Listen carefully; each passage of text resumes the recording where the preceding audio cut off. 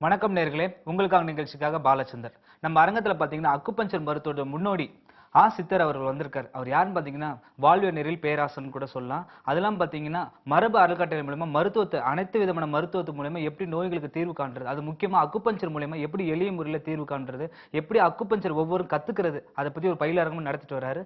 வணக்கம் ஐயா. வணக்கம் பாலச்சந்தர். வணக்கம் நேர்களே. இந்த தருணத்துல வந்து எப்படி அக்குபஞ்சர் மூலமா அனைத்து நோய்கள் தீர்வு காணுவது எப்படி, அப்படி இல்லாம அக்குபஞ்சர் எப்படி கத்துக்கலாம் அப்படின்ற விஷயத்தை ஐயா நீங்க கேட்டு தெரிஞ்சுக்கலாம். ஐயா, இந்த அக்குபஞ்சர் அப்படின்றது பாத்தீங்கன்னா நீங்க ஒரு 20 ஆண்டு காலத்துக்கு முன்னாடி இதை கொண்டு வந்துட்டீங்க. உங்களோட மாணவர்கள் வந்து பல இடத்துல வந்து அக்குபஞ்சரோட அந்த நிறுவனத்தை நிலைநிறுத்தி வந்து கொண்டுட்டு இருக்காங்க. ஆனா இந்த அக்குபஞ்சர் அப்படின்னா என்ன, அதை பத்தி உங்க மக்கள் கொஞ்சம் நுணுக்கமா சொல்ல முடியுமா? இந்த அக்குபஞ்சர் அப்படிங்கறது முதல்ல அது ஒரு லத்தீன் சொல் தான். அது ஆங்கில சொல் கூட இல்ல. அது ஆக்கர்ஸ் அப்படின்னா ஊசின்னும் நீடல்னு சொல்லுவாங்க. பஞ்சர்னா குத்துறது அப்படின்றது வந்தது. அது சீன மொழியில ஜெங்ஜியோன் அது வேற பேராவே இருக்கும் அது. ஆனா இங்க நீங்க பாத்தீங்கன்னா இந்த அக்கு கூ அப்படின்னு நம்ம தமிழ்ல எழுதணும்னா அதுக்கு கூர் என்று பொருள். அதுக்கு அப்போ இங்கே அதுதான் வந்து அழகு என்று ஆனது. பின்ன அந்த அழகு குத்தல் அப்படிங்கறதெல்லாம் நம்ம கிட்டே இருக்கு. ஒரு வேண்டுதல், அந்த அளவுக்கு அதுக்கெல்லாம் குத்துவாங்க. அதுவும் இதே அமைப்பு தான் அதுங்கிறது. அப்ப கிட்டத்தட்ட நம்முடைய மர்ம கலைன்னு இருக்கு. அதுதான் வந்து வர்மம் என்று தெரிந்து போன ஒரு சொல் அது.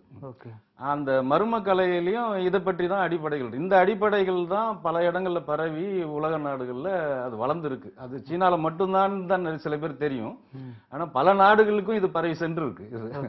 அது இருக்கு. இப்போ அதுல இந்த அக்குபஞ்சர்ங்கிறது முதல்ல தொடக்கத்துல என்னவா இங்க இருந்தது அப்படின்னா, இப்போ நம்ம அந்த அளவு குத்தல்லே பாத்தீங்கன்னா அதுல வலி இருக்குமானால் அத்தனை பேர் அது குத்திக்கிட்டு தேர்ல அதுல எல்லாம் தொங்க மாட்டாங்க. கண்டிப்பா கண்டிப்பா. அப்போ அதனுடைய அமைப்பே அதுதான். அதுல வலி இல்லாம ஏதோ செய்வதற்கான ஒரு பெரிய தொழில் நுணுக்கம் அதுல இருக்கு. இந்த ஊசி குத்துறதுனாவே வலின்னு நினைப்பாங்க. அப்படி அல்ல. இரண்டாவது இதுல அடிப்படைகள் என்ன அப்படின்னா, இந்த முழங்காலுக்கும் மொட்டை தலைக்கும் முடிச்சு போடுறதுன்னு சொல்லுவாங்க. இது உண்மையிலேயே இந்த துறையில வந்து முடிச்சு போடலாம். இந்த முழங்காலு கீழே வந்து ஒரு அது தமிழ்ல காலம் என்று சொல்லுவார்கள் நம்ம மர்ம கலையில சித்தர்கள். அத மேலையர்கள்லாம் என்ன சொல்றாங்க, அத பாயிண்ட் புள்ளி அப்படின்றதா. அது கிட்டத்தட்ட அந்த பொருள் குறுகி போயிடும் அப்படிலாம் பேசணும்னா. இது ஒரு கால் அப்படிங்கிறது, கால் கொள்றதுனாலே ஆழம் தோண்டி தான் ஒரு காலை வைக்கணும், ஒரு நடனம் இதெல்லாம் செய்யணும் நம்ம. அப்ப அது போல அந்த காலங்கள் வந்து இதுக்கு முட்டிக்கு கீழே ஒண்ணு இருக்கும். அதை இயக்குனீங்கன்னா அது வயிற்று மேல வேலை செய்யும். அது நான் சொல்றது வெறும் வேலைங்கிறதுன்னு இல்ல. இதுல அறுவை ஒரு மருத்துவம் செய்யும் பொழுது அங்க ஏதாவது அறுவை செய்யணும் அப்படின்னா இங்க இந்த இடத்துல இந்த காலத்தை நீங்க இயக்குனீங்கன்னா போறோம், அங்க மறந்து போகவும் செய்யலாம் நம்ம. அது போல இந்த அவ்வளவு முன்னேற்றங்கள்லாம் இன்றைக்கு ஏற்பட்டிருக்கு இந்த துறையிலங்கிறது. அப்போ இதுதான் அதை வந்து எப்படி கற்றுக்கிறதுக்குன்றதுக்கான வழிமுறைகளை நாங்க அதிகம் சொல்லி தரோம். அதுல இரண்டாவது அந்த அக்குபஞ்சர்ங்கிறது வந்து வேற என்ன அடிப்படைகளை கொண்டிருக்கு அப்படின்னா, நம்முடைய உயிராற்றல் எந்த அளவுக்கு வந்து நம்ம உடல்ல இயங்குது சுழலுது அப்படிங்கிற அந்த இயக்கத்தை பற்றிய புரிதல் தான் அந்த மொத்த பாடம்ங்கிறதும். அதாவது அதை குறிப்பிட்ட வகையில ஒரு 12 பிரிவுகளாக பாதைகளாக வகுத்திருக்காங்க. அதை ஒரு ஏன்னா நம்ம எளிதா அதை புரிஞ்சுக்கணும் அப்படிங்கிறது கணக்குக்காக ஒரு 12 பாதைகளா இருக்கும். அது அல்லாமல் ஒரு 8 பாதைகள் இருக்கு. அது அவ்வளவு வழக்கத்துக்குள்ள கொண்டு வரல. அதுல ஒரு 2 மட்டும் அது முன் நடுக்கோடும் பின் நடுக்கோடும்னு அது ஒரு 2 சேர்த்து ஒரு 14 பாதைகள் இருக்கும். இது எல்லாத்திலையும் சேர்த்து ஒரு 361 காலங்கள். அந்த காலங்கள்ல தான் பாயிண்ட்ஸ்ன்னு சொல்றோம் நம்ம. அந்த 361 காலங்கள் அதுல இருக்குங்கிறது. இந்த 361 படிக்கலாம், ஆனா அவ்வளவும் பயன்படுமான்றதுதான் இப்போ நம்முடைய வினா இங்க பாடம் திட்டத்திலேயே. அது தெரிந்து கொள்வதற்கு அது தேவைதான். ஆனா ஒரு சில புள்ளிகளை அல்லது காலங்களை வைத்துக்கிட்டே நம்மால வந்து மருத்துவம் பண்ண முடியும். அது தேர்வு தான். தேர்ச்சி பெற அந்த தன்மைகள் அதுல வரும் நம்ம. இப்போ அதுல அந்த காலத்துல இருந்தே அந்த போர்கள்ல இதுலெல்லாம் வந்து அவங்க அந்த பட்டறிவுன்னு ஏற்படுது மக்களுக்கு. எங்கேயாவது வந்து ஒரு காயமோ ஏதோ அல்லது ஒரு அம்போ ஏதோ தைக்கிறத பார்த்துட்டு, ஆனா அதுக்கு முன்னாடி இருந்த வேற ஏதோ ஒரு வலியோ ஒரு சிக்கலோ தீர்வதை பார்க்கிறாங்க. அப்ப இந்த இடத்துக்கும் அந்த இடத்துக்கும் ஏதோ தொடர்பு இருக்கு. அப்போ நம்ம உடலுக்குள்ள ஒன்னோட ஒண்ணு எப்படி ஒரு உறவுல இருக்கு அப்படிங்கறத புரிஞ்சுக்கிறது தான் இந்த அமைப்புன்னு சொல்லலாம். அதுல அப்பாற்பட்டு போனீங்கன்னா அதுல ஒரு மெய்யியல் கோட்பாடுகளாக நிறைய இருக்குன்னு சொல்லலாம். அது வந்து நம்ம இங்க எப்படி சித்தர்கள் 50 கோட்பாடு வைத்திருக்காங்களோ அங்கேயும் அதே போல ஒரு 50 கோட்பாடுன்னு ஒரு சில பெயர்கள் மட்டும் மாறி இருக்கும் அங்கங்கிறது. இந்த ஐம்பூதங்கள் எப்படி ஒன்றோடு ஒன்று இணைந்து இயங்குது, அதை கொண்டுதான் நம்ம வந்து ஒரு உலகத்தை புரிஞ்சுக்கிறதுன்னு சொல்லலாம்.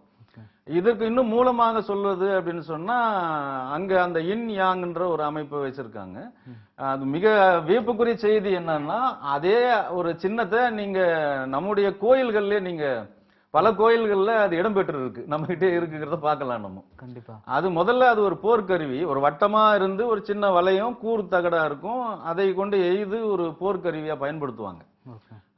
அதையே இப்பொழுது ஒரு பாதியாக பிளக்குறோம், நம்ம அறுத்துக்கிறோம்.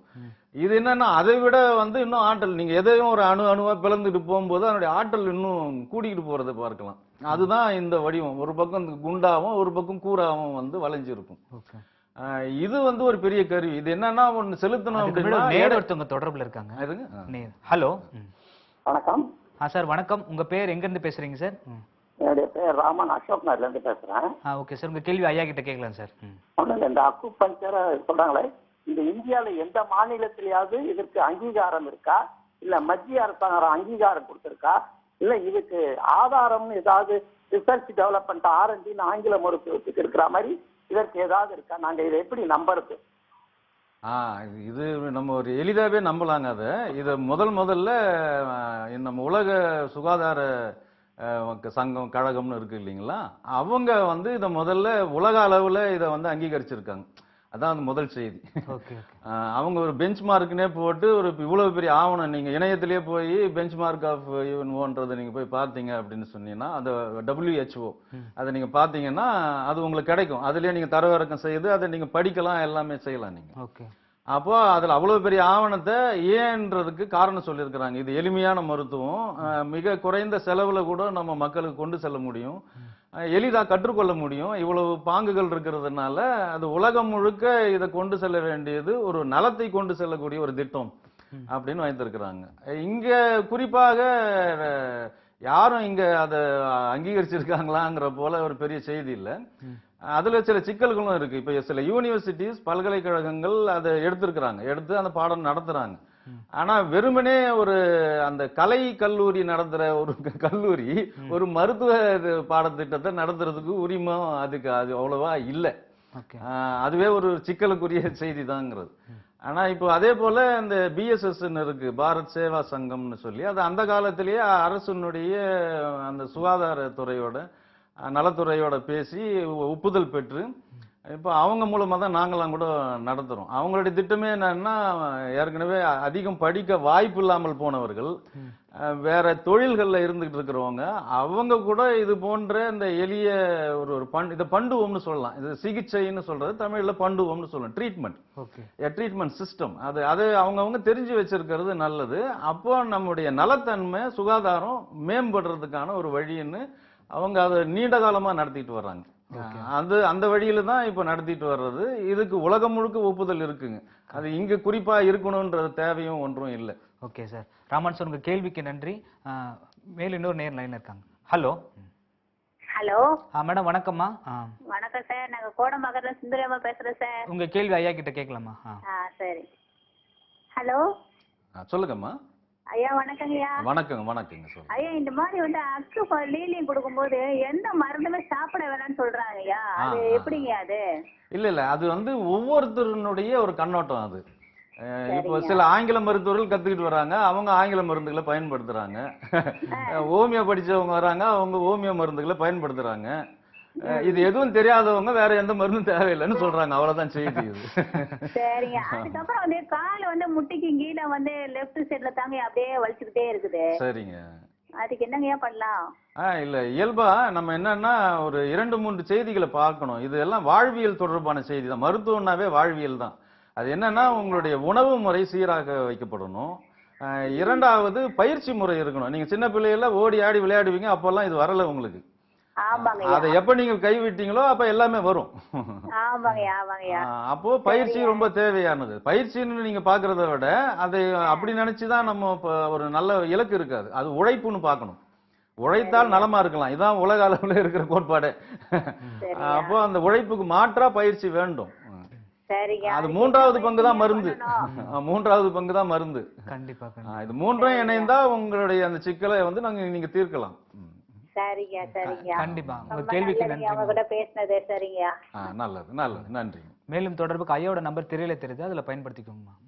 ஐயா இப்ப வந்து அந்த போர்ல வந்து எப்படி அந்த வளையத்தை பத்தி நீங்க சொல்லி ஆமா. இப்ப அந்த ஒரு பக்கம் வந்து அது தடிமனா இருக்கும், இன்னொரு பக்கம் குறுகி வளைந்து இருக்குங்கிறது. அதை நம்ம எய்தோம் அப்படின்னா, நம்ம எய்கிற நம்முடைய ஆற்றல்ங்கிறது ஒன்று. இவ்வளவு வேகத்துல தான் நம்ம எய்கிறோங்கிறது. ஆனா அது போகும்போது அந்த எடை பகுதி தானாகவே கீழே விழும். அப்போ எடை குறைந்த பகுதி மேல வரும். அப்ப நம்ம செலுத்த ஆற்றல் அது இன்னும் கொஞ்சம் தள்ளுது. அது அப்போ இருமடங்கு மும்மடங்கு ஆற்றல் அதுக்குள்ள கூடும். நம்ம ஆற்றலை விட, நாம அடிக்கிறத விட அதுல இன்னொரு ஆற்றல் வந்து பெருகி வந்துகிட்டே இருக்கும். அது அது போல அதை பிளந்து அந்த அதுதான் வந்து நம்ம வளரின்னு சொல்றோம். அதே அமைப்பு தான் வளரி, அந்த வலைத்தடின்னு சொல்றேன், பூமராங்னு சொல்றோம். அதுவும் அதே கட்டத்தை சார்ந்தது தான் அது. அப்ப அது போல இன்னும் போர்கள்ல நீங்க பார்க்க போனீங்கன்னா, அல்லது எளிமையான நிகழ்வுகள்லயே எங்கேயோ போகும்போது காலில் ஏதோ ஒரு கல் தடுக்கி நமக்கு அடி விழுது, ஆனா நீண்ட நாளா இருந்த ஒரு தலைவலி குணமாவதை நம்ம பார்க்க முடியும். அப்போ இந்த உறவுகள் தான் ஒண்ணுத்துக்கு ஒண்ணு எப்படி இருக்கு அப்படிங்கிறது. அதுல அந்த வளையத்தை பற்றி சொல்ல வந்தேன். அந்த இன் யாங்னு அவங்க சொல்லுவாங்கன்னு, அதுவும் இங்க இருக்கக்கூடிய அதே நம்முடைய கலைகள்ல இருந்து சித்தர்கள் சொன்னா போல அதுதான் அந்த சிவம் சக்தின்னு பிரிப்பாங்க. அந்த சிவ இளங்கம்னு சொல்லுவாங்க. அது இலிங்கம் அல்ல, தமிழ்ல இளங்கம். இலங்குகிறது, நன்றாக இலங்குகிறதுன்னு சொல்றோம்ல, அது போல வந்து அது இளங்கம். அது ஒரு அடையாளம், ஒரு குறி. அதை கொண்டு அவர்கள் ஒரு பெரிய மருத்துவ கோட்பாடையே முன்வைத்திருக்கிறாங்க. இங்க அது ஒரு மருத்துவ கோட்பாடு தான். வெறுமனே ஏதோ தொட்டு கும்பிட்டு வழிபாட்டுக்கு உரியதுன்றதை தாண்டி அது ஏன் வழிபாட்டுக்குரியதா வைக்கிறாங்கன்னா, நாளைக்கு இதை கைவிட்டக்கூடாது, போற்றணுங்கிறதுக்காக அந்த வழிபாடா இருக்குது. அதனுடைய பொருள்களை புரிந்து சரியா இவங்க பின்பற்றிக்கிறதுக்காக அவங்க வைத்தது. அப்போ இந்த இரு வினைகள் தான் வந்து எல்லாருமே பாக்குறாங்க. உலக அளவுல எல்லாருக்கும் தெரிந்த கோட்பாடு. நீங்க அதை ஒரு ஒட்டுமொத்தமா பார்க்கலாம். இங்க இந்த சிவ இளங்கம்னு இருக்கு, அங்க இன்யாங் இருக்கு. இப்ப அந்த குறுக்கம்னு சொல்றோம், கிராஸ்ன்னு சொல்றோம் இல்லைங்களா, அந்த கிறித்துவர்கள் பயன்படுத்துறாங்களே, அதுக்கும் வந்து ஆண் பெண்ணு தான் பொருள். அது அதே போல ஒரு முக்கோணம் இருக்குங்க, மேல் நோக்கிய முக்கோணம், அதுக்கு இடையில வந்து ஒரு கீழ் நோக்கிய முக்கோணம் போடுவாங்க. இத வந்து ஒரு சக்கரம் அப்படின்றது பேரெல்லாம் வைத்து வழிபாட்டுல வைத்திருப்பாங்க. இந்த மேல் நோக்கிய முக்கோணம் இருக்கு பாருங்க, அது வந்து ஆண். இந்த கீழ் நோக்கிய முக்கோணம் இருக்கு பாருங்க, அது பெண். இதுதான் அந்த சிவப்பு முக்கோணம்னு அந்த தடைக்கு, இந்த பிள்ளை பெற்றுக்காம இருக்க அந்த கருத்தடைக்கு ஒரு சிவப்பு முக்கோணத்தை போட்டு அது சிவப்பு காட்டுவாங்க. அதுல இது பெண் குறி அப்படிங்கறதுனால. அப்போ உலகம் முழுக்க நீங்க இது போல எங்க போய் பார்த்தீங்கன்னாலும் இந்த சின்னங்கள் இருக்கு. அது இவங்க மட்டும் கிட்ட தான் இருக்கு, நம்ம கிட்ட மட்டும் தான் இருக்குன்றதுதான் வந்து அபத்தம். எளிய முதல்ல தொல் மாந்தர்களுக்கு முதல்ல புரிஞ்சது என்னன்னா, ஒரு உலகத்தை பாத்துக்கிறாங்க. உலகத்தை எப்படி புரிஞ்சுக்கிறதுன்னா, எல்லாமே ரெண்டு ரெண்டா இருக்கு, எல்லாமே ஆண் பெண்ணா இருக்கு. நம்ம ஆண் பெண்ணா இருக்கிறோம், விலங்குகளை பார்த்தா ஆண் பெண்ணா இருக்கு. அல்லது வேற நீங்க நிலவியல்ல போனீங்கன்னா கூட ஆண்மலை பெண்மலை அதை பிரிக்கிறாங்க அந்த நிலவியலாளர்கள். அப்படி பிரிக்கிறாங்க. அப்ப எல்லா இடத்துலயும் இப்ப இந்த கல்லு கூட நீங்க பேசும்போதே இந்த ஆண்கள் பெண்கள் ஊர்ல அது வகை பிரிச்சு பேசுவாங்க. ஆமா, அப்படி எல்லாவற்றிலையும் எளிதா பிரிக்கக்கூடியது எதுன்னா இந்த ஆண் பெண்ணா புரிஞ்சுக்கிறது தான். அப்ப உலகமே இப்படிதான் இயங்குது. ஆணுங்கிறவன் அவனுடைய தன்மை வேற, பெண்ணுங்கிறது தன்மை வேற. ஆனா இந்த வேறுபட்ட இரண்டும் தான் ஒன்றித்து இருக்கிறது. இதுதான் இங்க சித்தர்கள் சொல்லுவாங்க, அண்டம் பிண்டம்னு சொல்லுவாங்க. அண்டமும் பிண்டும் வேறு வேறு தான், ஆனால் அது அவைகள் வந்து எப்பொழுதும் ஒன்றித்து தான் இருக்கும், ஒன்னாதான் இருக்கும் அப்படிங்கிறது. இந்த பார்வை வந்து உலகம் தழுவி இருக்கக்கூடிய ஒரு பார்வை அது. அப்ப இந்த பார்வை மூலம் இதே பார்வையை நம்ம முட்டாள்தனம்னு சொல்றதுக்கு அதுல ஒன்றும் இல்லை. ஏன்னா இதுதான் நம்முடைய மரபு. முன்னோர்கள் அந்த பரம்பரையா அந்த காலத்துல சிந்திச்சாங்க, பல ஆயிரம் ஆண்டுகளுக்கு முன்னாடி. அது தேவையில்லைன்னு இன்னைக்கு நம்ம போட்டுற வேண்டியது இல்லை. ஏன்னா நாமும் அதை விட பெரிய முட்டாள்தனம் பண்றோம்னு சொல்லிடலாம் அப்போ. ஏன்னா இன்னைக்கு இதே இந்த ஆண் பெண்ணு சொல்ற இத்தனை சின்னங்கள் காட்டணுமே, இவைகளுக்கு இணையா இதை பிளஸ் மைனஸ்னு இன்னைக்கு வச்சிருக்கிறான், பாசிட்டிவ் நெகட்டிவ்னு வச்சிருக்கிறான். அவனும் குறியில தான் பேசுறான். அப்போ இந்த குறி புரியுமானா அந்த குறியும் புரியும் நமக்கு. அப்போ அந்த தொன்மையான ஒரு மொழி, அது அந்த மொழியேக்கான ஒரு அடையாளம் அந்த சின்னமா காட்டுறாங்க. இப்போ நிறைய அந்த தொல் எழுத்துக்கள்லாம் இருக்கு, அதுக்குன்னு சில அறிந்த ஆய்வாளர்கள் போய் இது என்ன மொழி என்ன விளக்கம்னு கொடுக்குறாங்க இல்லையா. அது போலதான் இதுவும், அது எல்லாருக்கும் புரியுற போல அவனும் ஒரு செய்தியை வச்சுட்டு போறான். சரி, அடுத்து வந்து பாத்தீங்கன்னா இந்த அக்குபஞ்சர் இந்த முறையில வந்து என்னென்ன நோய்க்கெல்லாம் தீர்வு இருக்கு ஐயா? இப்போ நீங்க பார்த்தீங்கன்னா அடிப்படையில வலிகளுக்கான தீர்வுகள் அதிகமா இருக்கு, முதன்மையா நம்ம சொல்ல போனோம்னா. அதே போல நுரையீரல் தொடர்பான சிக்கல்கள், இதுல நம்ம தனித்தனியா சொல்றதுன்னு ஒண்ணு இருக்கும். இது என்னன்னா, கிட்டத்தட்ட இந்த அமைப்புல ஒரு 12 உறுப்புகள் இருக்கிறதா ஒரு கணக்கீடு எடுத்திருக்காங்க. இந்த 12 உறுப்புகளும் வந்து இந்த ஐம்பூதங்கள் சொல்றோமே அதனோட வந்து இணைக்கப்பட்டிருக்கும்.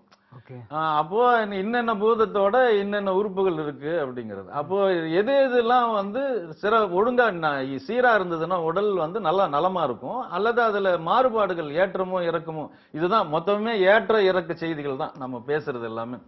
இயல்புன்னு ஒண்ணு இருக்கும், நார்மல்னு இருக்கும், அப்நார்மல் சப்நார்மல், ரெண்டுமே நோய் தான். அப்நார்மலும் சரி சப்நார்மலும் சரி.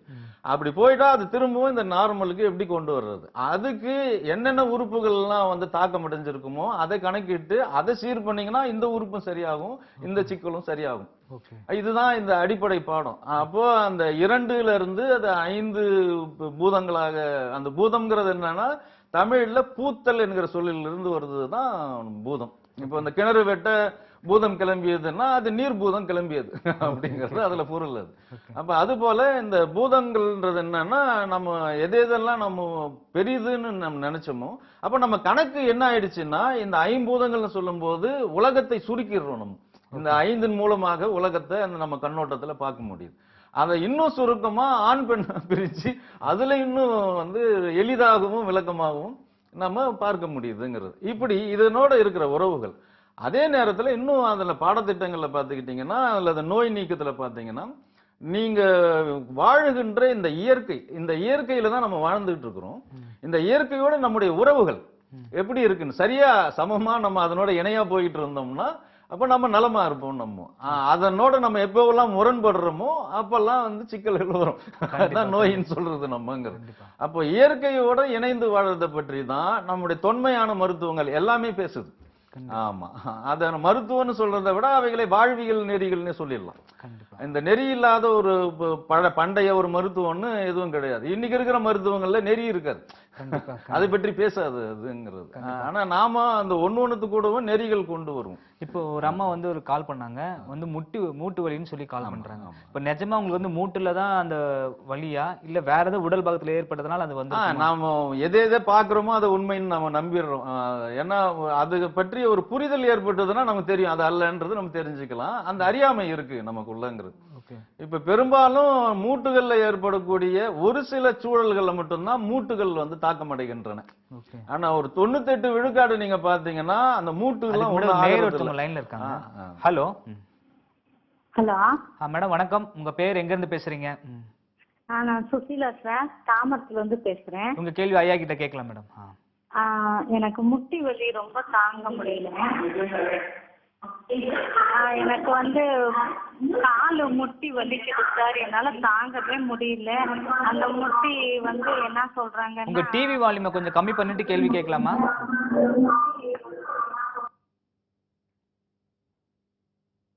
ஹலோ கேக்குறீங்க சார்? எனக்கு முட்டி வந்து வீங்கிட்டு இருக்குதுங்க சார்.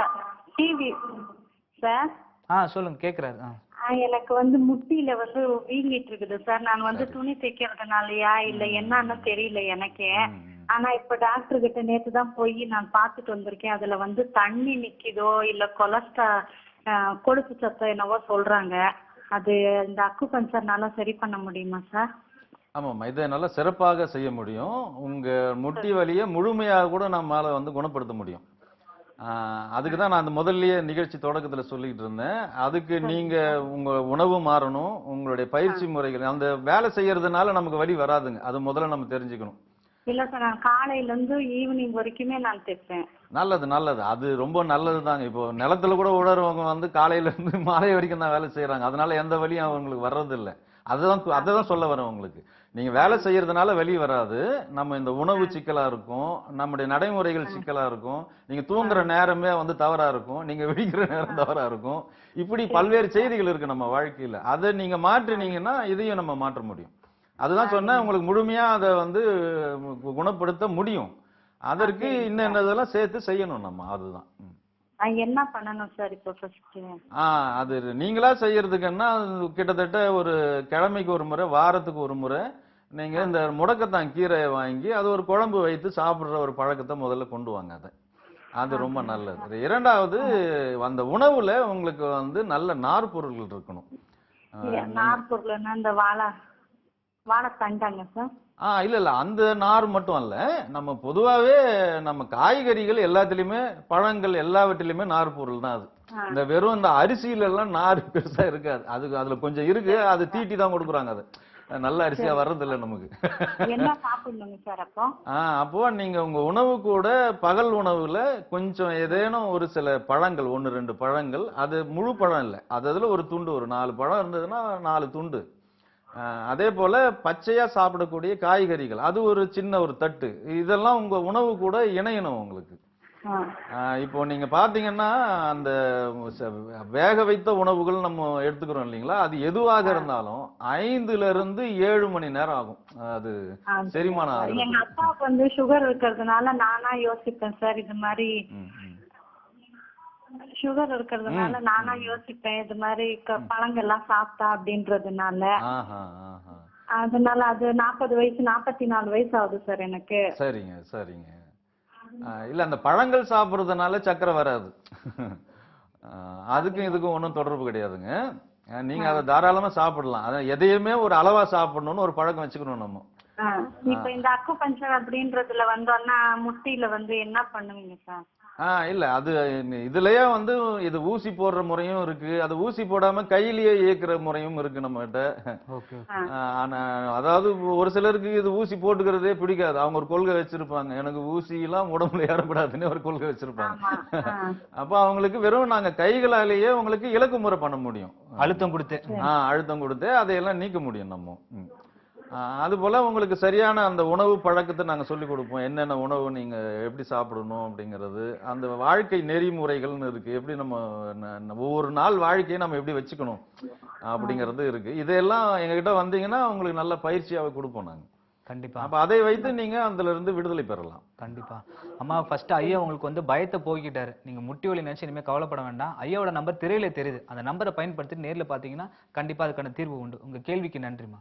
இப்ப வந்து அந்த அம்மா வந்து ஆதங்கம் வந்து என்னன்னா, முட்டி போயிடுச்சு, இனிமே நான் தொழில் பண்ண முடியாதா, அது இல்லாம பாத்தீங்கன்னா வேற ஏதாச்சும் ஒரு அறுவை சிகிச்சை சொல்லி ஒரு காலப்போக்கில் நம்மள ஒரு கிடப்பிலே வச்சிருவாங்களா அப்படின்றத அவங்களோட உள்மன கேள்வியா. இல்ல, நம்ம அந்த அறுவைக்கு போகாம நம்ம முழுமையாக இவைகளை அந்த ஒரு சில சூழல்கள் தவிர, அதாவது இந்த பெரும்பாலும் இப்போ இவங்க சொல்லக்கூடியது எல்லாமே என்னன்னா தசைகள்ல ஏற்பட்ட சிக்கல்கள் தான் இவங்களுக்கு.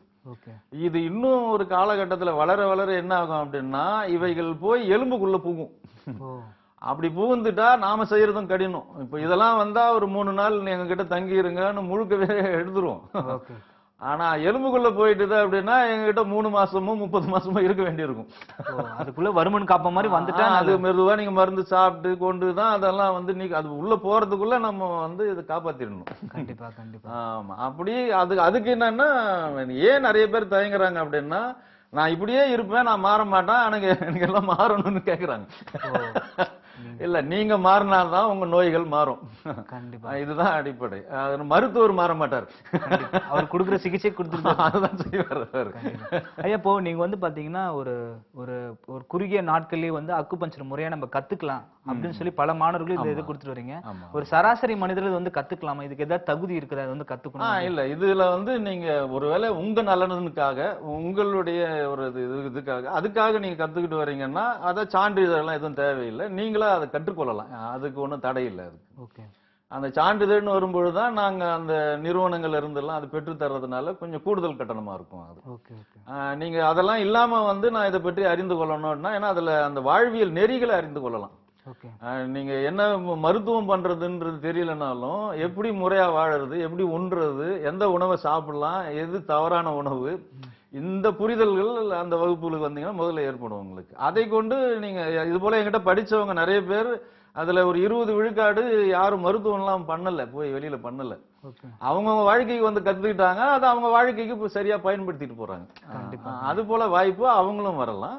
அல்லது ஒரு குறைந்த படிப்பு இருக்கிறவங்க, அது 8வது படித்தவங்கன்னா அவங்க ஒரு சான்றிதழ் படிப்பாக இந்த தெரப்பியை படிக்கலாம். அவங்க அதை வைத்துக்கொண்டு ஒரு தெரபிஸ்டா அவங்க இயங்கலாம். எளிமையான ஒரு இதுங்கிறது.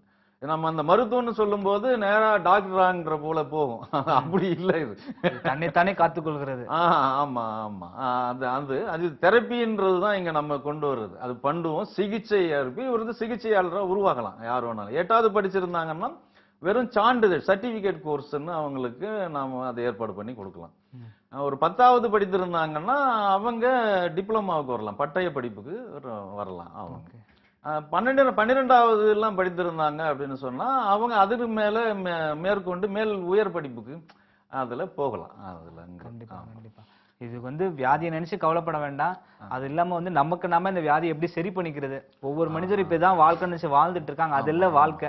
அதுக்கு ஒரு நெறிமுறை இருக்குது. அதுக்கு உங்களை மாதிரி சான்றோர்கள் வந்து எங்களுக்கு வந்து வழிநடத்தி கொண்டு வரீங்க. ரொம்ப பயனுள்ள தகவல் தந்தீங்க ஐயா. இந்த நிகழ்ச்சிக்கான நிறைவு பகுதிக்கு வந்திருக்கோம். நேயர்களுக்கு என்ன சொல்ல விரும்புறீங்க ஐயா? இல்ல அதுதான் நான் முதல்ல இருந்து சொல்றதும் செய்தி அதுதான். நம்ம இது வந்து ஒரு வாழ்வியல் நெறி தான் நம்மளை வந்து வழி நடத்த முடியுமே தவிர வெறும் மருந்துகளோ மருத்துவ முறைகளோ நம்மளை காப்பாத்தாதுங்கிறத முதல்ல நம்ம தெரிஞ்சுக்கணும். அதுக்காக அவைகள்லாம் தவறுன்னு இப்ப பேசல, நாமே தான் அதை கத்துக் கொடுத்துட்டு இருக்கிறோம். ஆனா நாம என்ன சொல்ல வரோம் அப்படின்னா, நீங்க முதல்ல உங்களுக்கு வாழ்வியல் நெறிகளை புரிஞ்சுக்கிட்டீங்க அப்படின்னு சொன்னா எந்த நோயில இருந்தும் வெளியே வந்துடலாம். இதெல்லாம் எவ்வளவு சிக்கலானதா இருந்தாலும் நம்மால வந்து அவைகளை தீர்க்க முடியும். அதுக்கு தீர்வுகள் உண்டு அப்படிங்கறதான் நம்ம பார்க்கிறோம். அதுக்கு முன்ன பின்ன கொஞ்சம் நாட்கள் ஆகுமே தவிர, அதுல இன்னொன்னு என்னன்னா, ஒன்றை நம்ம எடுத்தா அதுல வந்து எப்பயுமே குறியா வேலை செய்வோம், முழு மூச்சா வேலை செய்வோம், எல்லாத்தையும் விட்டுட்டு அதை கவனம் எடுத்து வேலை செய்வோம். அது போல உங்க நோய்க்கு வந்தப்போ இவங்க யாரும் அந்த கவனம் எடுத்து முழு மூச்சாலாம் பாக்குறது இல்லை. ஏதோ ஒரு நேரத்துக்கு போய் யாரையாவது பார்த்துட்டு ஒரு மருந்து வாங்கி சாப்பிட்டுட்டு மீதி குழப்ப பார்த்துட்டே இருந்தா முடியாது. அதனால உங்களையும் நீங்க கவனிக்கணும். முறையா கவனிச்சீங்கன்னா அப்ப நீங்க சரி பண்ணிக்கிட்டீங்கன்னா நீங்க தாராளமா போய் என்ன வேலை வேணாலும் பிழைப்பு நடத்தலாம், தொழில் நடத்தலாம். அப்ப முதல்ல உங்களை சீர்படுத்திங்க. அதாவது சோறு இருந்தாதான் சித்திரத்தை தீட்ட முடியும்ன்றது சித்தர்கள் சொல்றாங்க. அதனால சோறை வலுப்படுத்துற வழிகள் தான் நம்ம முதல்ல பண்ணிக்கணும். அதுக்கப்புறம் இது வலுவா இருந்தா நீங்க பல ஆண்டுகள் நன்றாக போய் எந்த தொழிலையும் செய்யலாம், குடும்பத்தை நல்லா வாழ வைக்கலாம். கண்டிப்பா இதுதான் என்னுடைய செய்தியாகவும் இருக்கு. கண்டிப்பா உங்க பயனுள்ள தகவல் தந்தமைக்கு நன்றி ஐயா. நன்றி வணக்கம். நேயர்களே, இந்த நிகழ்ச்சி மிகவும் பயனுள்ளதாக இருக்கும். மரபு அறக்கட்டளையோட ஸ்தாபகர் ஐயா ஆசித்தர் அவர்கள் வந்து பல விஷயங்கள் நம்ம கிட்ட சொன்னாரு. அக்குபஞ்சர் எப்படி கத்துக்கணும், எப்படி ஒவ்வொருத்தரும் தன்னைத்தானே மருத்துவரை ஆக்கிக்கின்றது பல விஷயங்கள் சொன்னாரு. நேரில் நீங்கள் திரையில காண்ற ஒரு தொடர்பு கொண்டு பயன்படுத்திக்குமாறு கேட்டுக்கொள்கிறோம். நன்றி, வணக்கம்.